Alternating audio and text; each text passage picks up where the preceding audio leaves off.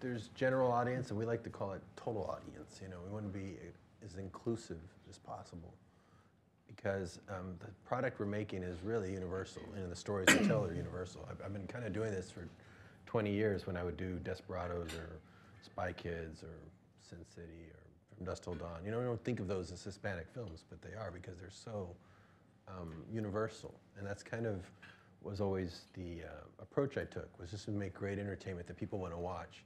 But for those who are minority, will look at it and go, hey, I'm finally on the screen, I'm the hero, or I'm the spy, or I'm this, and I'll look at the people behind the screen.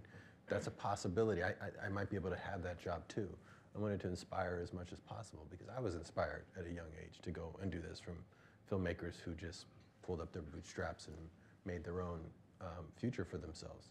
So I enjoy doing it. I think the network is a way to find more voices. I'm being really different how I run the network. I said it in Austin for a reason. I think when you come up against a lot of closed doors, you do the opposite. When you have your own, you open all the doors. You kind of flip the pyramid of power outward and let people come be a part of it, because that's when craziness can happen and wonderful things can happen, and you can find voices from people who never would have really gotten the opportunity, yet they are part of the dialogue. And I took this on because I have 5 children and they are grown up.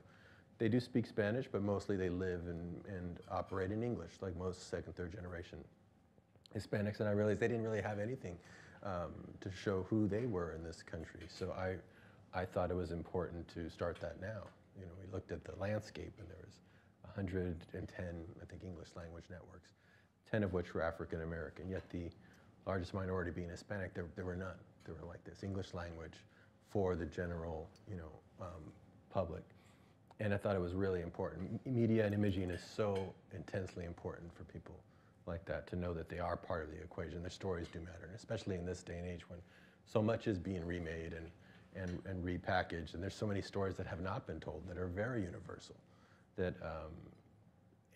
So really, the inclusivity and appealing to everyone while at the same time getting an audience that is underserved is really why I wanted to do it. I mean, I had a film career, but this is really exciting because you're going directly into people's homes and letting them decide on the content, not a string of executives who say, well, maybe that won't work or maybe that will. We'll test it on the people who really are voting. And it's exciting. It's really exciting.